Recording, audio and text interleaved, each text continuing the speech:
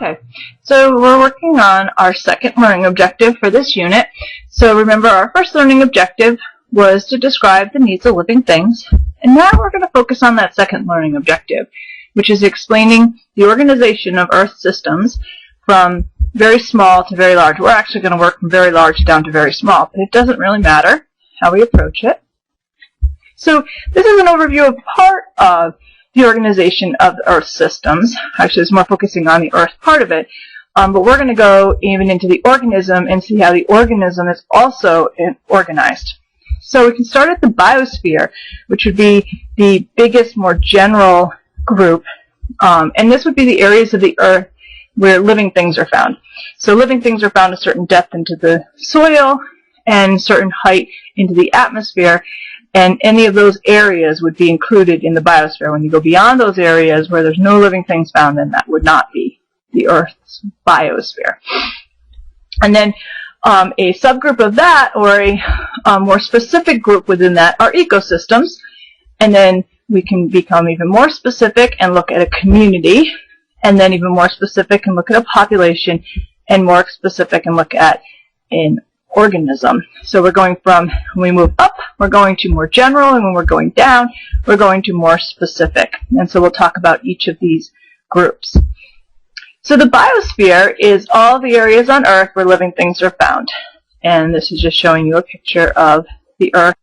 So the first level of organization after biome, or after the biosphere, is the ecosystem. So when we look at an ecosystem, we're looking at an environment, and we're including all of the living and non-living components. So we use the terms biotic and abiotic for that. So biotic, we're studying biology, we're studying living things. So the biotic components are the living things. And when we put an A in front of a word, we negate it. So these are the abiotic, or the non-living components. So this is an ecosystem because I'm looking at all these animals, these birds, and then crabs and whatnot. We have plants here, some kind of grasses. We also have water, which is non-living. We have the sun here, which is non-living. Probably some wind, which would be the non-living. So when we're looking at this, we're looking at both the living components and the non-living, the biotic and the abiotic. So we have an ecosystem. And if we get more specific, within an ecosystem, we can study a community. And a community would include all of the living things, but not the non-living things. So here is a community on the savanna in Africa, and here we find zebra, and in the background here we see some wildebeests, and we have different types of trees and grasses and sedges and whatnot. But as long as we're not looking at the amount of rainfall or the temperatures, which would be abiotic, we're looking at a community. All the living things and their interactions with each other. Then we can be more specific and look at just a population. So here we're looking at a population of white-tailed deer. This might look familiar to some of you. I've seen this, I mean, not this many, but I've seen herds of these in the woods near me. But as long as we're looking at just one type of organism, so we're just studying the deer in this case, then we're looking at the level of population. And then more specific, we can look at one of those individuals, and that would be an organism. So here we have our cuddly panda bear. Okay, now we're going to go and look at the hierarchy of organization within an organism. So an organism is actually composed of a bunch of organ systems. You're probably familiar with a lot of these. You know, your digestive system, your respiratory system, circulatory system, nervous system, muscular system. And then we can look at these organ systems and look more specifically at those and look at particular organs. So within the nervous system, one of your organs is your brain. So we could study the brain. And then organs are composed of different tissues working together. And in us, and you don't have to know these, but in us we have 4 different types of tissues. In plants they have 3 different types of tissues. But we have connective tissue, which you know of as like your bone, your ligaments, your tendon, your blood. Muscular, which is the cardiac muscle, skeletal muscle, your nervous system, your brain, your spinal cord, your nerves. And epithelial tissue, which is anything that lines or covers parts of your body. So those are just different tissues that make up different organs, and those tissues are made up of cells.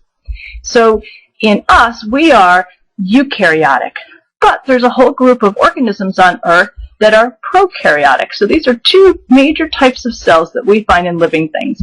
So pro means beginning or early. So these guys are before the karyote. Karyote is the kernel. So this means before a kernel, which just means that they didn't see a nucleus very early on when they were looking at these cells. So the genetic material wasn't enclosed in an envelope that formed a little dot inside the cell that looked like a little dark kernel, and so they called it prokaryotes. Basically, they have no membranes inside, including no membrane wrapping around their genetic material. We are eukaryotes. Eu means true. You're going to see eu a bit in biology, so learn the prefix eu means true. Eu and true rhymes, right? So eukaryotes have internal membranes. So we have a membrane around our nucleus. We actually have a double membrane around our nucleus. And we have membranes forming other organelles within our cells. And another major distinction in cells that we find in living things is some organisms have cell walls and some do not. We do not have a cell wall.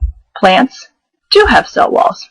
They also have a cell membrane. All cells, we'll study this later, have cell membranes. Okay. Then we can look more specifically at the parts of the cell, and we can see that they're made up of a common set of molecules. So these are the organic molecules, or molecules found in living things. So we're going to study these in more detail later on, but you can think of these as the different foods that you eat. So you know hopefully that you need to have carbohydrates in your diet, which are like your grains, your starches, your bread, your cereal, and so on. Lipids, or fats, you may be more familiar with them in the terms of fats, so like butter and yolks of eggs and so on. Proteins, and proteins you find in meats and in eggs and cheese and milk and so on.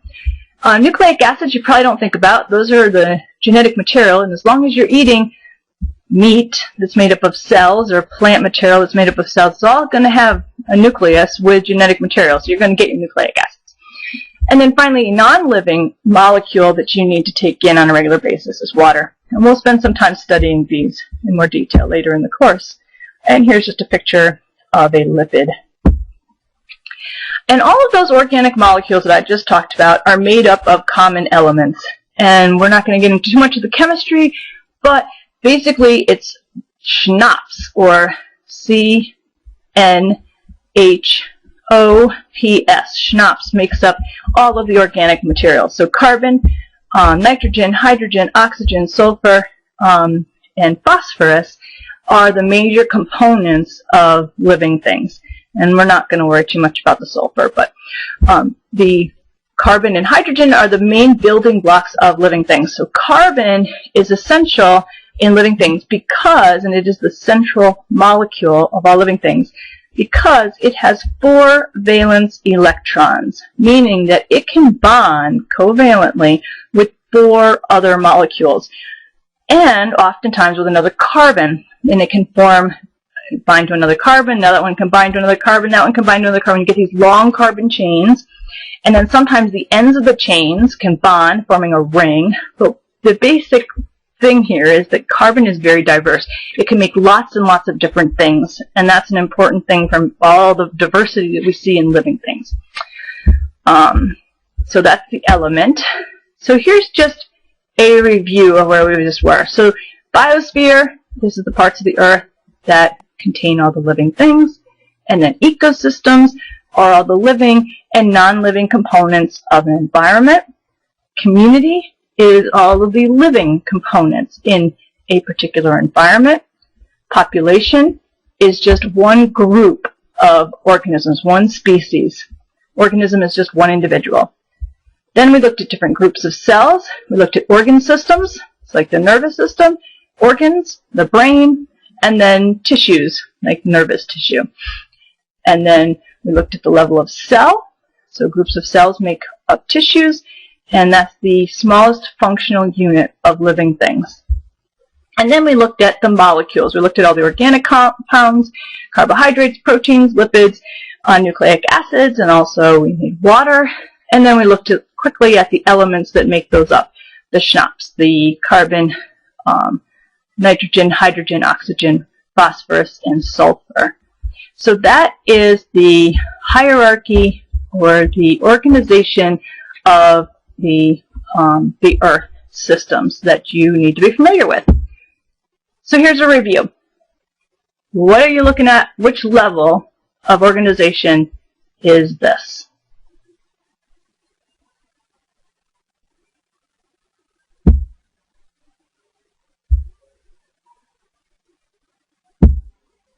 And what level of organization is this?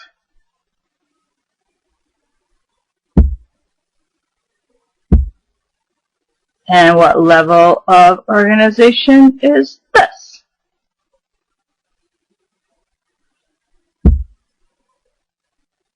Now, if you looked at the sunlight shining in and thought about the water that was surrounding it, then it would actually be an ecosystem.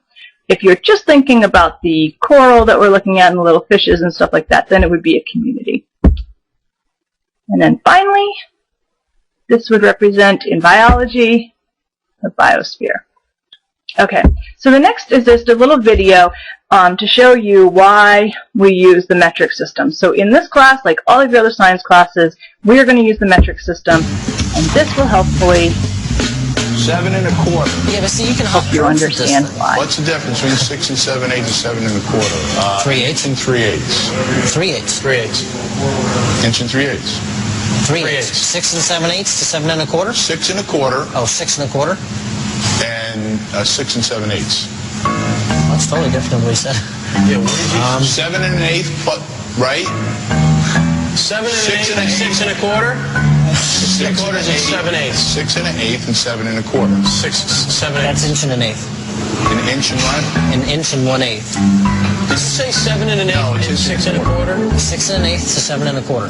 No, no. Right, so you're right. It's Oh, he said 6 1/8? I thought he said 6 1/8. It's changed. Yeah, it changed 4 times. What's the numbers? But the 6 and what? 6 1/8.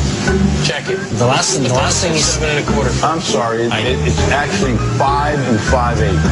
Wow. And what? 5 5/8. I'm gonna write this down. 5 5/8 and 7 1/4. Well, 5 5/8. There's another 3/8 there. 6 1/4. 2 inches minus 3/8. 7 inch and 7 1/8. Should be. 5/8. Inch and 5/8? Okay, inch and 5/8. What is it? I'll write it down and I'll figure it out. Right here. Well, if it was 5 1/4, 7 5 1/4.